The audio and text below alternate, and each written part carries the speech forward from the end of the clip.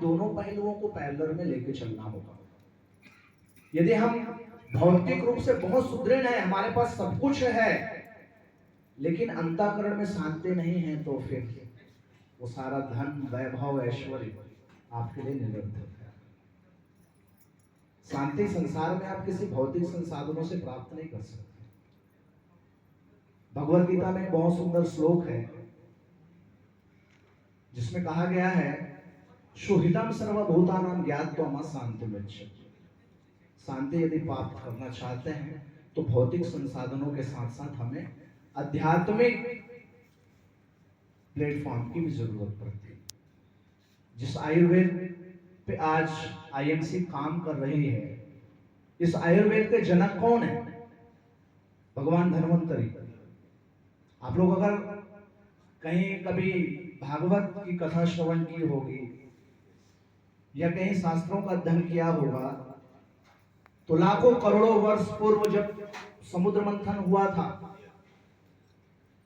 उस समुद्र मंथन में बहुत सी वस्तुएं प्रकट हुई थी, जिसमें से विष भी था, अमृत भी था, लेकिन उस अमृत के कलश को लेकर प्रकट कौन हुए? भगवान धन्वंतरी।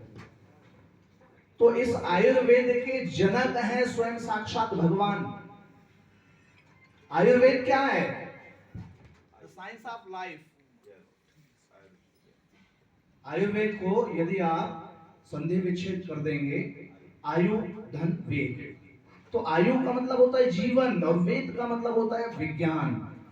तो आयुर्वेद वास्तव में जीवन का विज्ञान है। वो हमें सिखाते हैं कि हमें कैसे जीवन जीना है, जीवन में हमारा संतुलन, समन्वय कैसे हम स्थापित करें, जिससे हमारा शरीर स्वस्थ रहे और हम मस्त रहें। जब तक हमारा शरीर स्वस्थ नहीं है, तब तक हम कभी सुखी नहीं रह सकते। स्वस्थ रहेंगे तभी भजन होगा ना। बड़े बड़े ऋषि मुनि, तपस्वी, साधु संत जो होते हैं, वो अपने आप को ऐसा मेंटेन करके रखते हैं, खान पान, आहार विहार, तब जाकर के वो साधना कर पाते। यदि हमारा शरीर स्वस्थ नहीं है तो हम अपने साधना के पथ पे कभी अग्रसर नहीं हो सकते। इसलिए हमारे जीवन के सबसे पहली प्राथमिकता क्या है कि हम स्वयं स्वस्थ रहें, और स्वस्थ रहना है तो आचार विचार, आहार विहार, वो हमें क्या करना पड़ेगा? नियंत्रित करना पड़ेगा। अभी जैसे थोड़ी देर पहले आदरणीय बता रहे थे कि हमारे जीवन में कितने सारे, हमारे चारों तरफ एक तरह से विष फैला हुआ है, जहर फैला हुआ है, चाहे पानी पे ले, खाने पे ले, दवा पे ले, इन सारे चीजों के बीच जब तक हम रहेंगे तब तक हम स्वस्थ नहीं रह सकते।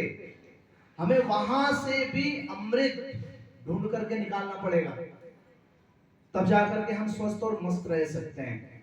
इसलिए बहुत अच्छा काम कर रही है आईएमसी आयुर्वेद के विषय पे। सारे लोगों को जाकर, जगह जगह जाकर, गांव में मैंने देखा है कई सारे सर्वेश जी के वीडियोस, फोटोग्राफ्स मेरे पास व्हाट्सएप में आते रहते हैं कि ये जगह जगह जाते हैं, लोगों के बीच में जाते हैं, गांव गांव में जाते हैं, छोटी छोटी बैठकें करते हैं, गांव के किसानों को एकत्रित करके उनको बताते हैं, समझाते हैं जीवन हम कैसे जिए।